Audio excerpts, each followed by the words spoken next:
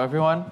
My name is Diogo Martins, Senior Manager of User Acquisition at Jackpocket. And my name is a little bit different. I'm from Portugal. And if you get my name right at the first try, I will assume you're automated marketing email because no one can write 5 letters. Diego, I hear everything.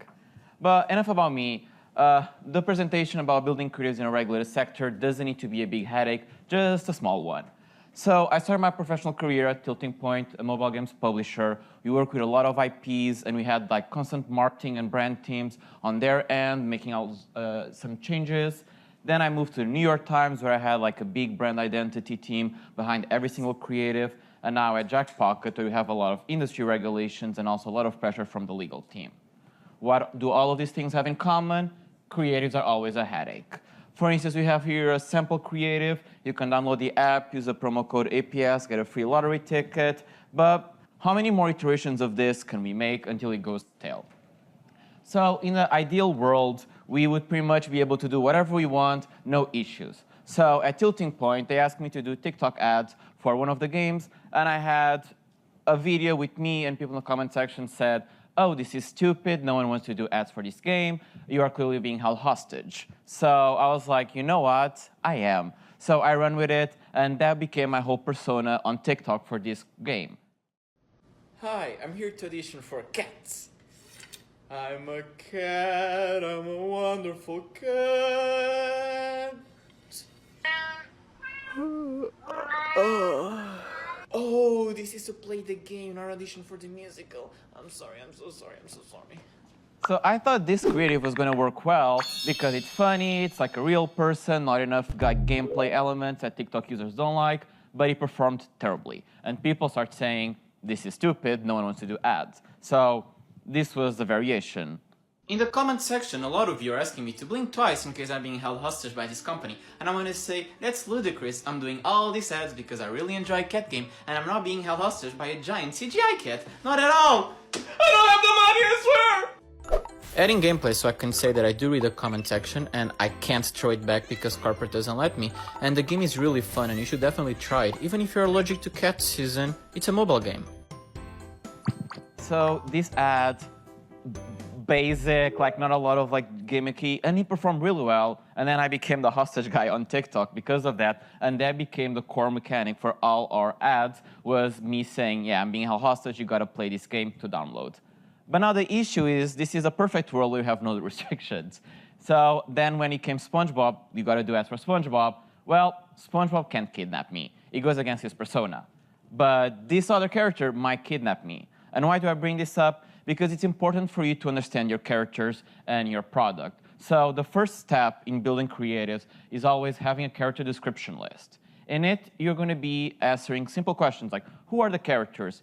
Physical traits, height, age, gender, color schemes, also emotions. Are they aggressive or peaceful? What do they like and dislike? Are they vegan? For instance, SpongeBob, it was a cooking game. So let's say a character is vegan, they cannot be eating a patty. Are they funny, the butt of the joke, and so forth and so on. It's important to understand your characters, so when you build creatives, IP holders are not going to say things like this. The character wouldn't behave like this as they are portrayed as being good.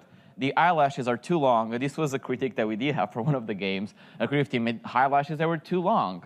Wrong palette color was used, the character is vegan, why are they eating meat? They come from another world, this voiceover is too normal and earthy, and it's happening like a fantasy game where just one person from the creative team was narrating, and it was like, not fantasy enough, this voice, I'm so sorry.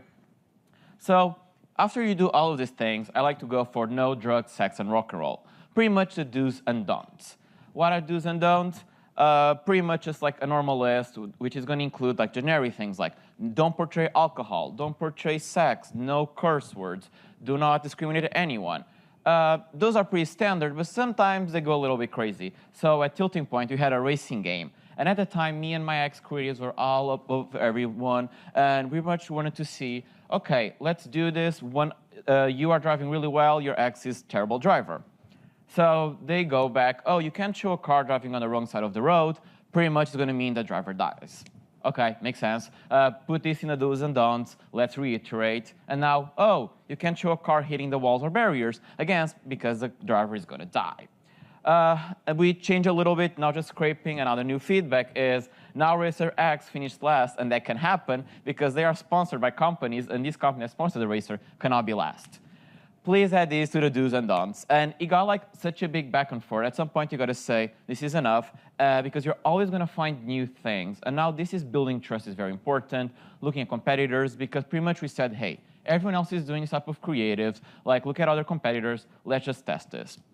And after like a lot of back and forth, they allowed us. CPI dropped 50%. Everything was going smoothly and selling peacefully. But what happened after? I missed this slide. Pretty much like the whole season changed a month after, and we had to reiterate all those ads because the car models change, the sponsorships change, and it was like, oh great, we were not aware of that. Please add that to the do's and don'ts list so we don't build creatives a month before the season changes. So important note, people forget about rules or restrictions until they see them being broken. Sometimes it's so wild they never cross their mind. Like this big brand, they will never think, oh, are they going to build a creative where the driver is driving on the wrong side of the road? No, because that's stupid. It doesn't make any sense. But the creative team likes to get creative. So always ask them, think about the most ridiculous idea. Even if it's never going to happen, like the floor is lava, please write it down, because the creative team likes to come up with weird concepts. So you never know. And sometimes even writing, like the floor is lava, might trigger their curiosity and like, maybe I can approach this differently and build like interesting creatives.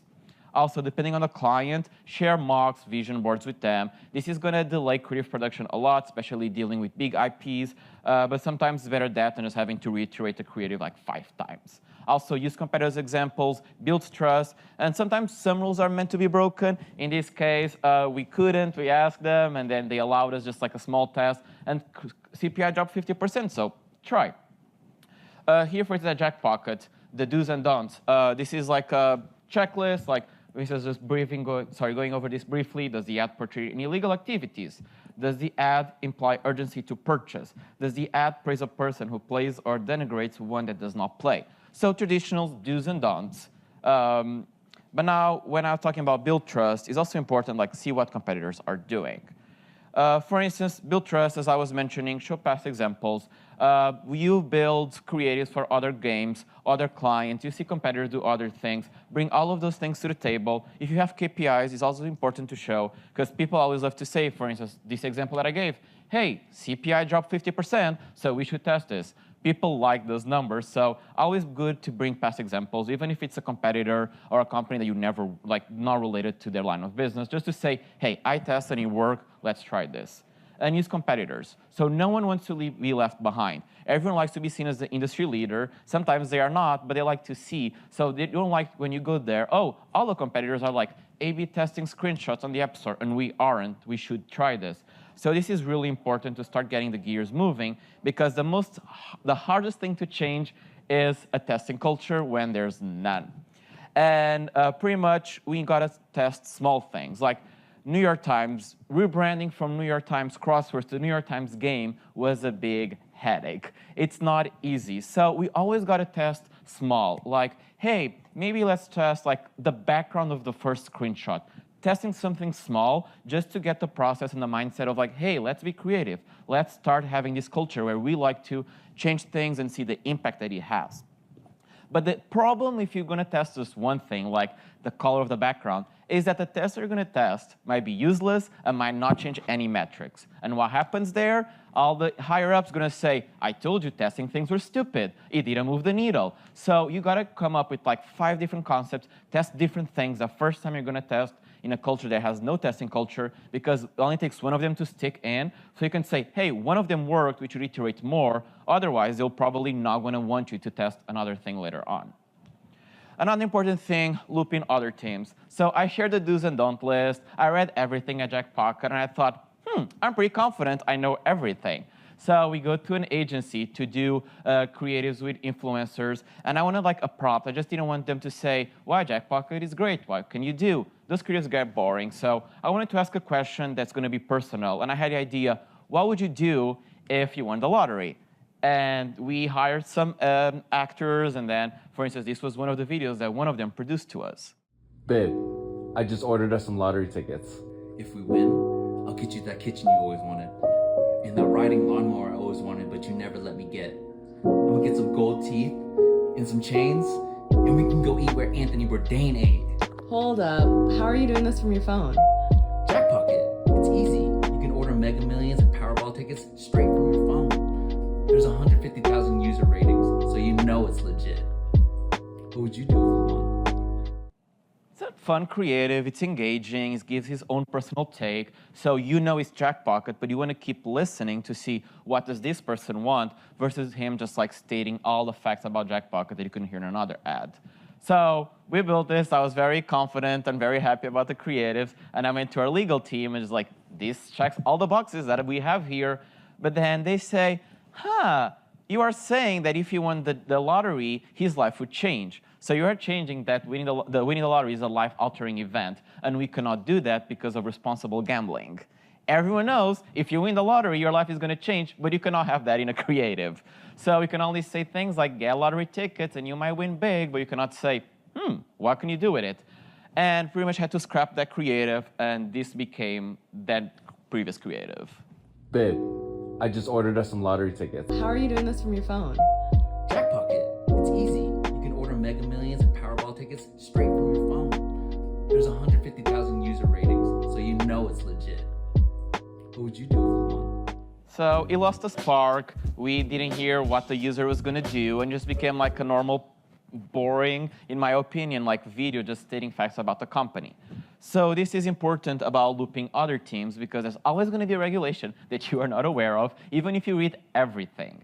And this is going to delay creative production a lot, I know, but sometimes it's better because we wasted money and then we became a creative that didn't perform well because it doesn't have like authenticity to it. So pretty much just to conclude a little bit everything, failing is key, failing over and over is normal, build character description lists, learn the brand's identity, create do's and don't lists, build trust, look at competitors, loop in other teams, and most importantly, have patience because you'll fail several times.